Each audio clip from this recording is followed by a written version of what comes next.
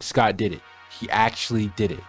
If we were to take this new information at face value, the Mimic fixed one of the biggest gripes I had about his story choices. Afton was killed in FNAF 6, and what we see in Help 1 and Security Breach are the doings of the Mimic created by Henry.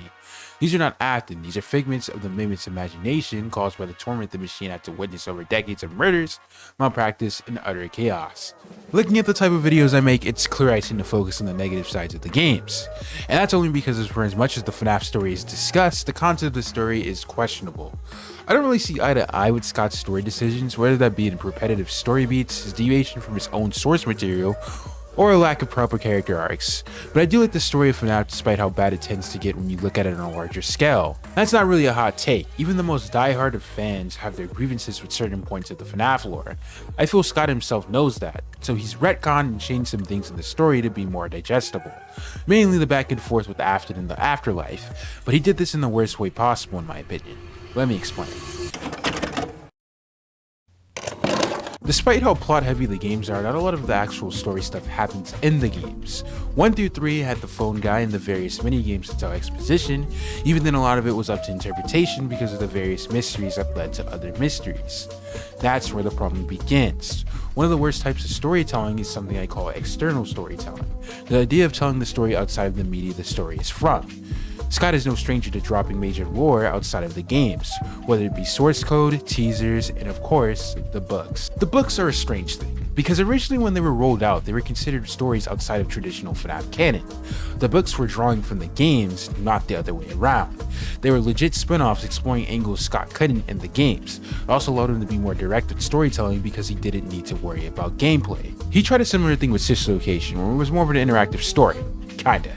It was more plot focused than the other games, and in my opinion, that was one of its downfalls. Not because the idea was bad, but because the execution wasn't all that great. Every story focused game from then, aka only Security Breach, have fallen short of their expectations. The aforementioned Security Breach failed in a lot of things it attempted to do.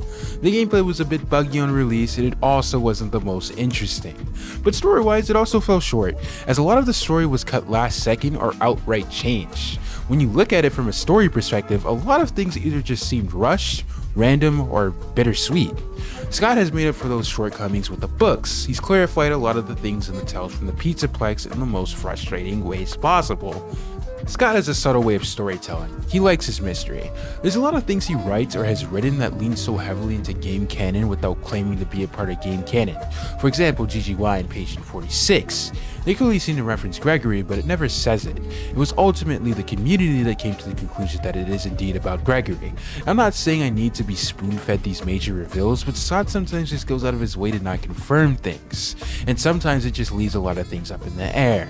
Another fault with Tales from the Pizzaplex, and this is my only gripe with the Mimic, these major lore reveals come out of nowhere. And yes, there is that thing with the AI with the endoskeletons, but they were literally teasing something that didn't exist yet. You could look up and down in the game and there's really no mention of the Mimic, or at least something to point us to the exact entity. We can't look at Glitch Trap and Burn Trap a month ago and say this was the doing of an endoskeleton that can mimic what it saw and was created by Henry nonetheless. That's what throws it off, because the popular belief is that the Mimic has been around for decades and is quite literally a major part of the lore that's just now being revealed. The Mimic being created because Charlie died is huge. Charlie died back in the main games, and Henry creating what essentially is a parallel to Circus Baby in a way is huge. Huge detail that kinda invalidates a lot of timeline videos. Sorry MatPat, I know your magnum opus of a timeline just came out, but it's already outdated. What's wrong with you, bro? What the heck? I would understand if the saga was still going on, but it's kind of redundant to reveal the Mimic was chilling all the way back in FNAF 2 when that whole saga has been concluded for a while. I'm afraid Scott is going down the path of external storytelling. He's revealing a lot of major lore that quite literally affects the whole timeline after the fact.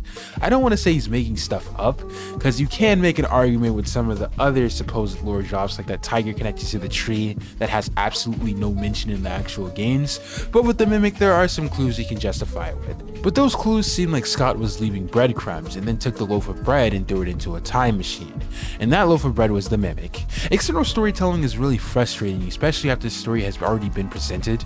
Like when a movie shows one thing but their tie-in book shows another and claims to be canon when the movie doesn't reference the events of the books at all. And it's not just books, Marvel does it as well. In a cinematic universe of movies, why are you telling me these important stories with important plot reveals are in TV shows?